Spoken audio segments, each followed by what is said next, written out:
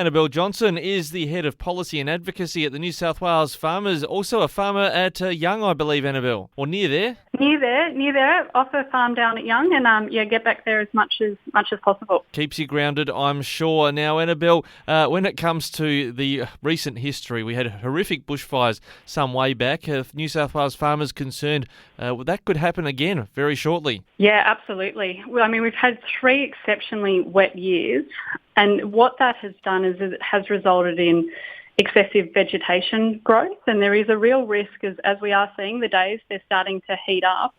So what that vegetation will do is start to dry off, and there's a risk that will create a load for fires, particularly grass fires. And, we could see large fires occurring in the far too near future. And this isn't just your opinion. You're seizing on some comments, I believe, from a former Fire and Rescue Commissioner as well. Yeah, absolutely. There's warnings out today about this risk, and many people are very concerned about it. And the risk is we haven't learnt the lessons from the Black Summer bushfires, which is what we needed to do.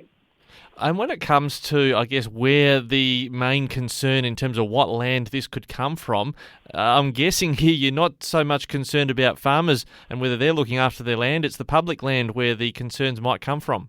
Yeah, absolutely. And the concerns right across the state, so right from Western New South Wales all the way up to the coast. And the issue with public land management is making sure that they are in there actively reducing the fire load, and also making sure that there is open access. So if a fire does get into public land, firefighters can get in there and fight it. And we are concerned that these lessons haven't been learnt.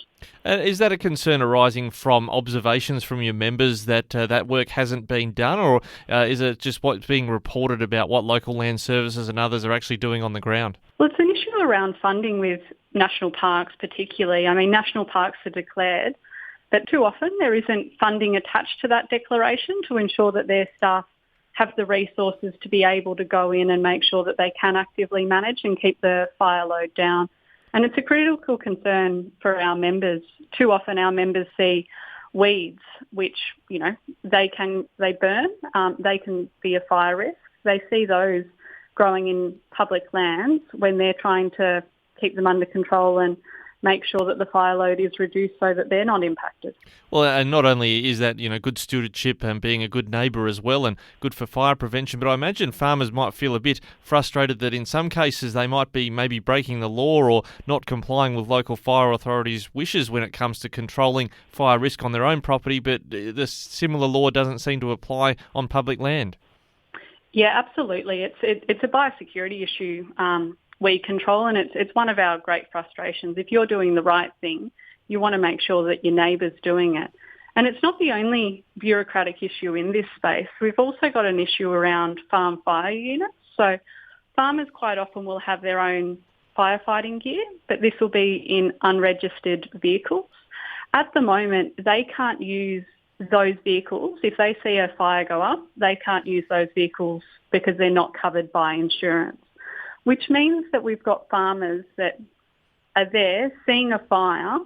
They're not able to jump in their truck and go over and help, which makes absolutely no sense because we know how important it is to get on top of fires, particularly grass fires early on, because they can move at incredible rates if there's a wind behind them. So what we're calling on is the RFS and Transport for New South Wales to sort out this bureaucratic nonsense, get conditional registration for these vehicles so that we have the tools available to fight fires. Yeah, as you say, they can move very quickly. 25 kilometres an hour is what the CFA have been telling us just this week in northwestern Victoria. And we do see in other parts of the country how important those farm firefighting units are as first responders to actually help with the volunteer firefighters to keep an early grass fire or other fire under control. Yeah, absolutely. I mean, if speed is of the essence in relation to fires, then it makes no sense if you see a fire going up that you're not able to jump in your car and travel across. I mean, I can speak from personal experience on